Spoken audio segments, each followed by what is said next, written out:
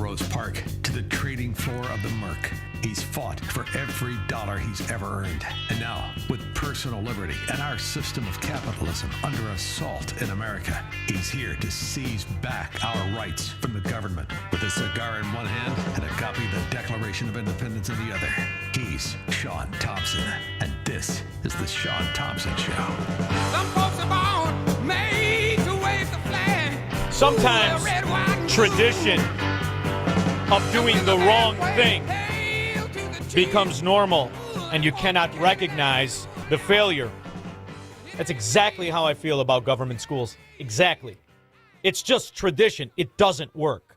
Chicago is the best example of it. The reading proficiency, the example of what these schools produce, is why Chicago is collapsing, just like across the country. It's the same in every public school district. Sorry, it just is. So what if it's all wrong?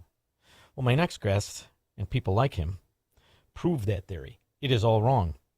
He is the CEO of Classical Conversations, which supports classical Christian homeschoolers in all 50 states and 30 countries. He's also the product. His mother was a homeschooler, and that's why he is the kind of person he is, author of the new book, Woke and Weaponized, How Karl Marx Won the Battle for America's Education, and how we can win it back. His name is Robert Bortins. Robert, how are you? Sean, I'm doing well. Thanks for having me on the show. And you're absolutely right. There are 40 different schools in Chicago where 0 students read at grade level, and it's just atrocious. What's atrocious is the acceptability and the sales pitch of the failures that make up the Chicago public schools and the Chicago politicians. The failures that they are, continuing to financially rape the constituents. And it's no longer just Chicago. Rahm Emanuel, or as I like to call him, the nine-fingered Yakuza, put forward a bill where all Illinoisans pay for Chicago public schools. It's outrageous. And what happens during the budget? The teachers who are the perpetrators of this crime go to Springfield. They're once where they get to taste restaurants from all over the state, and they constantly and continually ask for more and more and more money. That, to me, is the cherry on the insult sundae. If you can't recognize the failure of a school system, what is the alternative? Yeah, so the alternative is parents and communities taking the responsibility back like God intended, where parents raise their own kids, where churches fundraise, where businesses provide grants for their customers to either send their kids to homeschooling or private schools. The solution is not found in changing the public school systems. They're not reformable at this point. Well, I want you to hear something, because I have this clip, this young girl in college who went during break. She went to a beach where all the college kids were. And I just want you to hear a sample of it, because it is nauseating.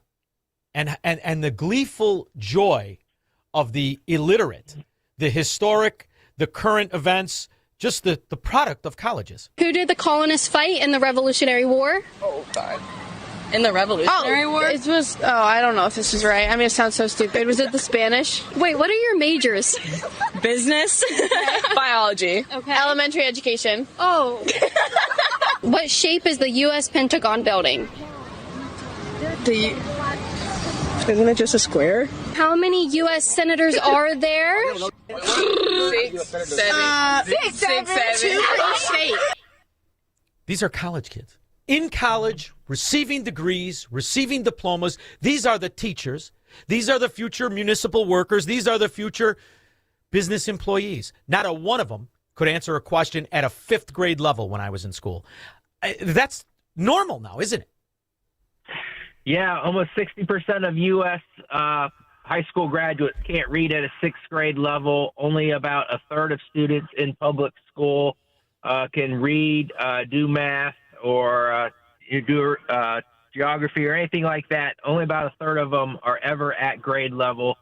And it's ridiculous and somewhat intentional, because the school system, the teachers themselves, the teachers' colleges aren't actually teaching them how to pass on knowledge. They're actually teaching them how to create woke activists that will obey whoever is in charge so that they can really tear down the United States. And that's why I say the system's not reformable, because it starts at the teachers' colleges.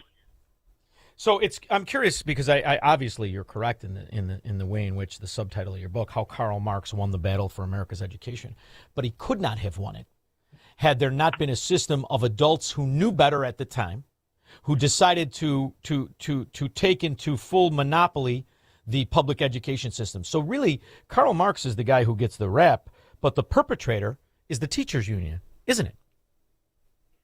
Yeah, and the teachers' unions originally were funded in the 1940s and 50s by the USSR, the Soviet Union. They knew that they wouldn't be able to topple the United States in the Cold War through military might, and so they figured out that they could target the teachers' colleges and to manipulate those at a cost-effective way.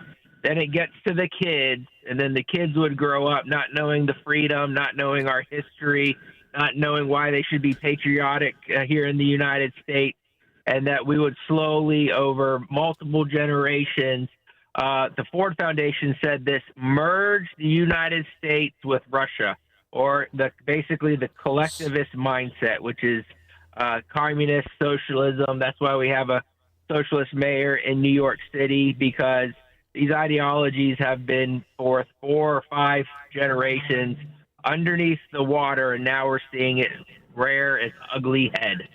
Well, one of the things that has been a long-time observation that I don't think I'm the only one that made, but I remember thinking this long ago when I first learned in about 7th grade about the Fabian socialists. And how many Fabian socialists, what the war and the goal always was the duopoly of collectivism.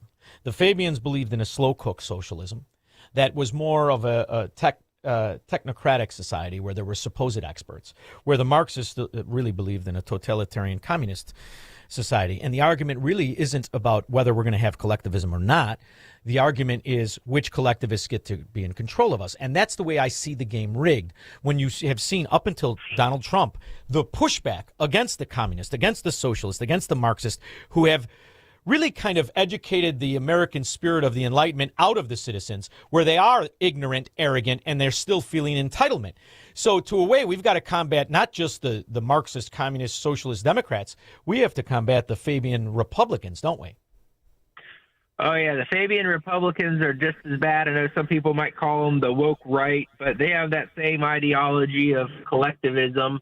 And, of course, you see that a lot in the rhinos and individuals like that who just want power to themselves, and they're not necessarily on the ideologies of free market systems and individual liberty and property, that they just want to kind of control the power of government. And that seems to be why the federal government, no matter where the Republicans or Democrats are in charge, they take more of our taxes, get more in debt, and our systems continue to get worse because we've abandoned educational liberty, we've abandoned individual liberty, and replaced those with the warmth of collectivism.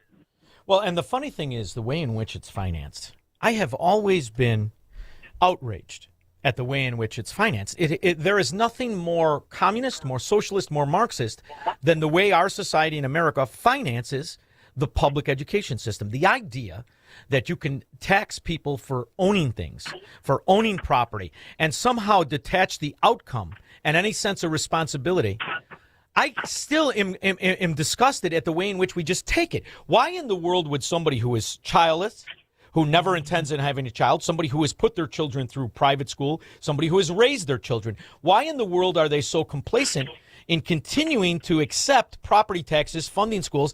And the most offensive is commercial real estate financing public schools. It's not good enough that they provide the taxes from their sales of their product, that the employees, the taxes they pay for each employees, the taxes they pay on their profit. They have to pay to educate kids when they have nothing to do with those kids' education. They, in fact, should be thanking commercial real estate owners instead of penalizing them.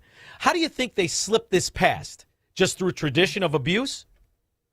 Yeah, so, I mean, they have good marketing, right? It's for the kids. Who doesn't want a good education? Don't you want the next generation to be educated well? And so they have these good intentions that they use for marketing. And then, of course, who doesn't want a kid who's going to be educated? And they put these sob stories out there.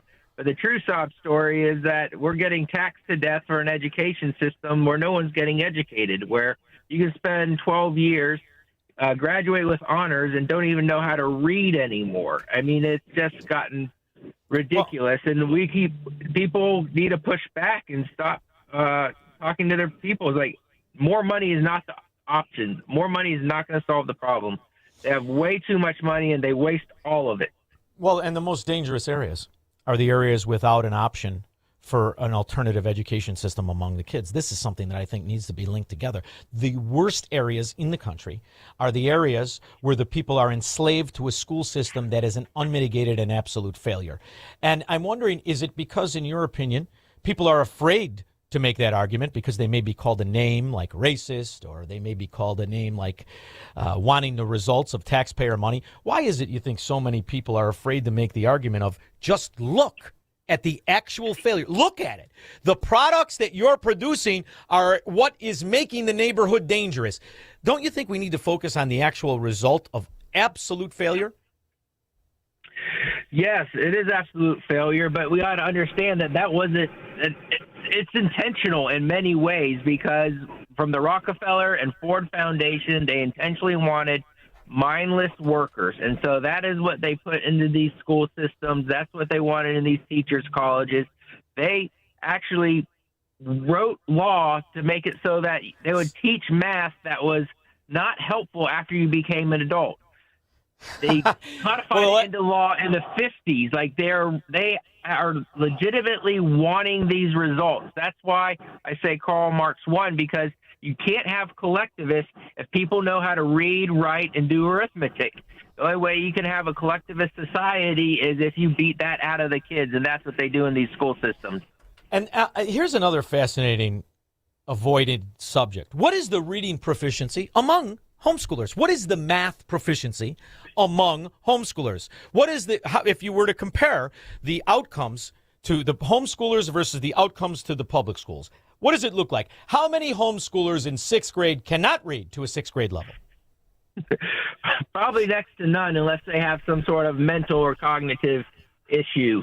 When we look at like end of grade testing, homeschoolers are actually typically score above those very expensive college prep private schools. I mean, we're in the 85 to 90 percentile on end of grade tests. And of course, there might be individual families or things that are different, but 99% of them are reading, things like Shakespeare. They're reading things like the Federalist Papers. They're reading the Iliad and Odyssey, versus like public schoolers don't even read a full book anymore in many high schools. They won't read a book from cover to cover one time in 4 years in a public high school, in a significant portion of public high schools in the United States.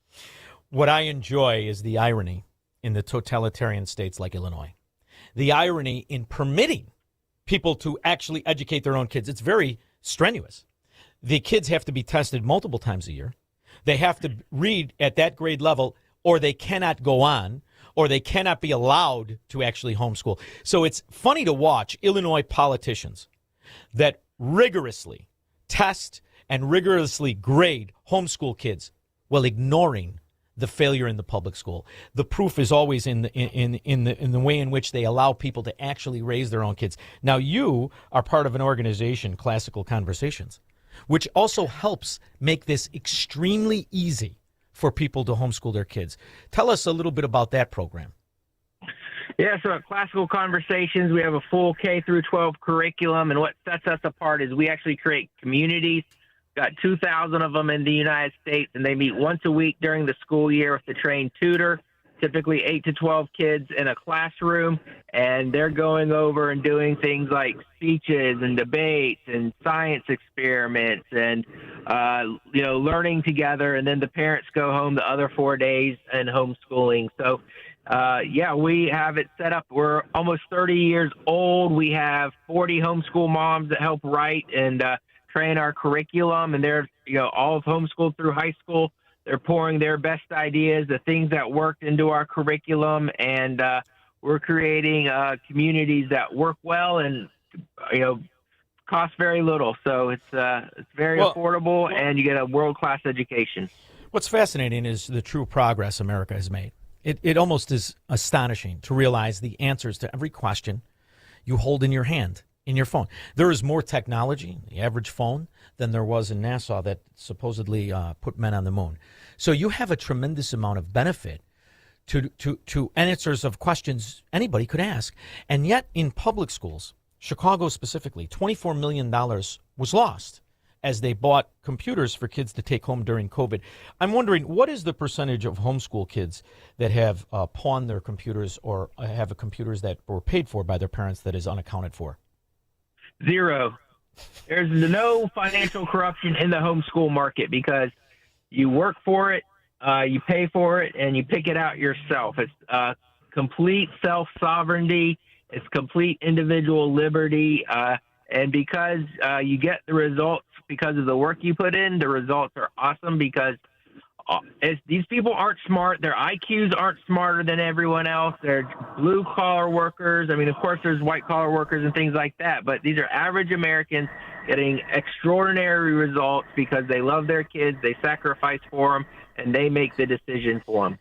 I'm wondering also, too, Robert, when you look at the other side effect of public schools, I wonder, has there ever been a study done on how many homeschoolers have EIN numbers, how many homeschoolers are on antidepressant, how many homeschoolers commit suicide?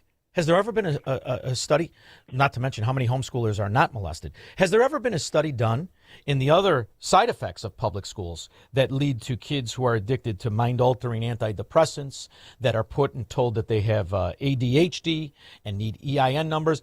What exactly, has there ever been a study done to the mental health stability of homeschoolers versus public schoolers? There have been some that have looked at it as adults, and adults who are homeschooled are healthier than their counterparts. They're more involved in community service, going to church, volunteering. Their employment rate of homeschoolers is almost next to 0%. I talk to families all the time whose kids were drugged up all sorts of drugs in public school.